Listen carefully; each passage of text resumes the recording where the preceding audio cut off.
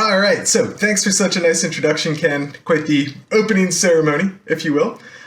Instead of sharing my screen today, I'm going to put up a few images behind me here. So if you put this thing in speaker view, and you can do that in the upper right-hand corner, just toggle it over there, you should be good to go.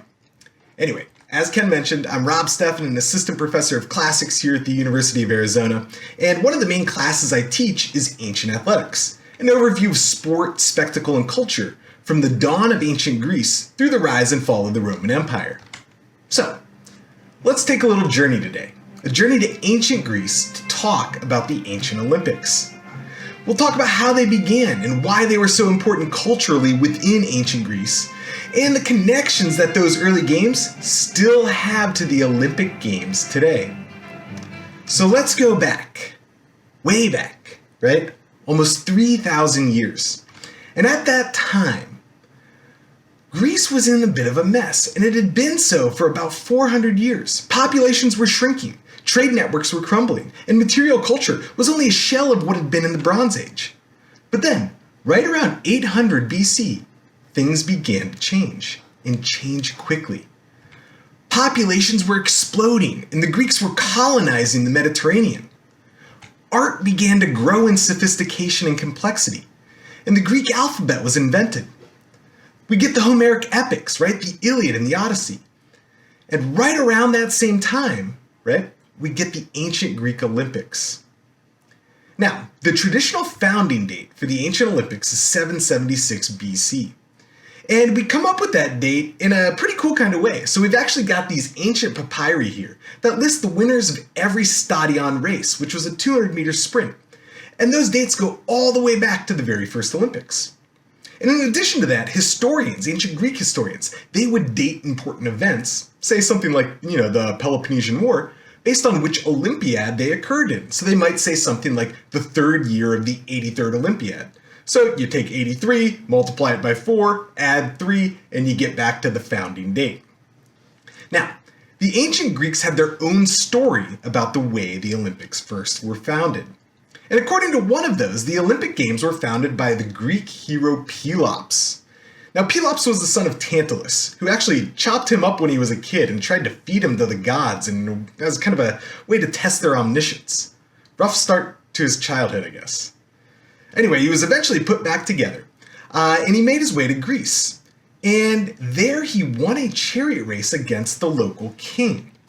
And after he was able to do this, after convincing the king's charioteer to replace his wooden axles with wax, which then melted during the race, throwing the king from his chariot and killing him. Pelops then founded the games as a signal of thanks to the gods, and eventually gave his name to the entire region, the Peloponnese, which is the peninsula in southwestern Greece where Olympia is located. Now, the earliest games were vastly different than what we have today. The ancient Greek Olympics were dedicated to the god Zeus, and the cult statue of Zeus at Olympia, towering 40 feet into the air and made of gold and ivory, it became one of the 7 wonders of the ancient world. And this whole thing actually comes from another Greek myth that held that Heracles, right, known in Latin as Hercules, was the one who founded the games in honor of his dad, right, Zeus, after completing his 12 labors. Anyway, in the earliest days, we had nowhere near the number of events we currently have. In fact, there was only one. The stadion.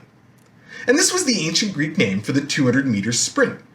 And for the first 50 years or so of the Olympics, that was not only the most important event, it was the only event.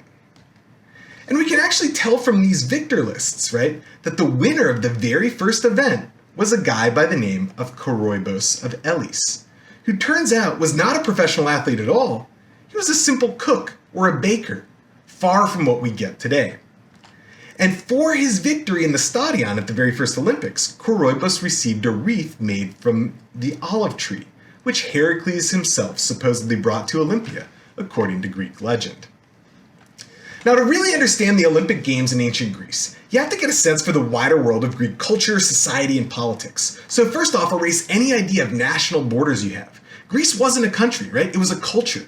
And to be Greek meant that you shared a religion and a language and a way of life, but also that you belonged to a politically independent and fiercely competitive city-state. So Athens, or Sparta, or Corinth. And while the Greeks sometimes did go to war with outside groups like the Persians, They fought with themselves far more than they fought with anyone else. And so the Olympic Games provided an incredibly important social function. They brought together citizens from these competitive, independent, militaristic city-states to build connections amongst each other, to celebrate their Greekness, and to compete in intense, yet non-violent ways for personal and civic prestige. Now, the ancient Olympics lasted for over 1,000 years, coming to a close in the late Roman Empire as Christian emperors shut down pagan traditions. And the games as we know them today were only revived in 1896 after more than a 1,500-year gap. Now, in some ways, these new games would be unrecognizable to the Greeks, right? The presence of female competitors and team sports and winter sports and victory medals, and most of all, wearing clothes at all, right, are all modern inventions.